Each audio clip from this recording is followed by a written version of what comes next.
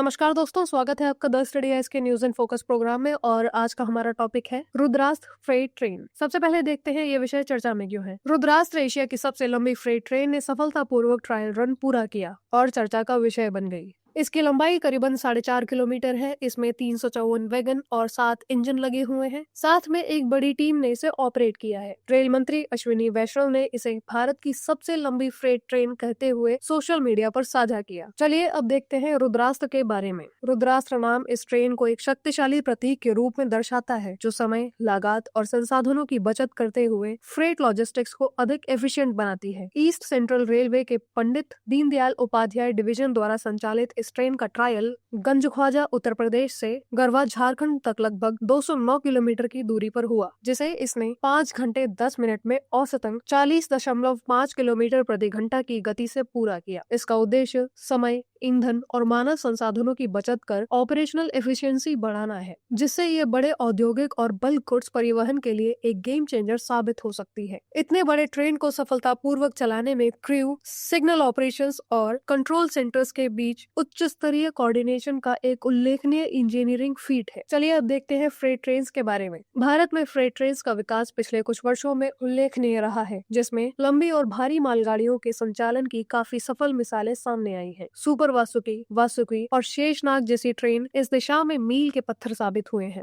इन उपलब्धियों के साथ डेडिकेटेड फ्रेट कॉरिडोर्स का विकास भारत की फ्रेट लॉजिस्टिक क्षमता को और भी तेजी से आगे बढ़ा रहा है। 1337 किलोमीटर लंबे ईस्टर्न डीएफसी और 1506 किलोमीटर लंबे वेस्टर्न डीएफसी का निर्माण माल ढुलाई को तेज, भरोसेमंद और उच्च क्षमता वाला बनाता है। इस कॉरिडोर पर फ्रेट ट्रेनों की औसत गति लगभग 60 किलोमीटर प्रति घंटा है, जो सामान्य ट्रैक की औसत 25 किलोमीटर प्रति घंटा की गति से कहीं अधिक है। डीएफसी पर कोयला और डबल स्टैक कंटेनर ट्रेन जैसे भारी माल को तेज और प्रभावी ढंग से ढोया जा सकता है, जिससे न केवल लॉजिस्टिक्स लागत में कमी आती है, बल्कि संचालन की दक्षता में वृद्धि भी होती है। भविष्य की दिशा में WAG-12 जैसे उच्च शक्ति वाले इलेक्ट्रिक लोकोमोटिव्स डीएफसी नेटवर्क पर भारी ट्रेनों को 100 से 120 किलोमीटर प्रति घंटा की रफ्तार से खींचने में सक्षम है। डीएफसी के पूर्ण संचालन और डबल स्टैक कंटेनर्स लॉजिस्टिक्स के व्यापक उपयोग से भारत के फ्रेट ट्रांसपोर्ट में क्रांतिकारी बदलाव की उम्मीद है, जिससे देश की लॉजिस्टिक्स लागत GDP के 13 से 12% से घटकर लगभग 8% तक आ सकती है। ऐसे में रुद्रास्त्र जैसे प्रयोग न केवल तकनीकी प्रगति का संकेत है, बल्कि अगले स्तर की फ्रेट इनोवेशन की दिशा में भारत के आत्मनिर्भर और प्रतिस्पर्धी भविष्य की एक झलक भी पेश करते हैं। इसी के साथ चलिए देखते हैं आपका आज का अभ्यास प्रश्न। हाल ही में समाचारों में देखे गए रुद्रास्त्र के संबंध में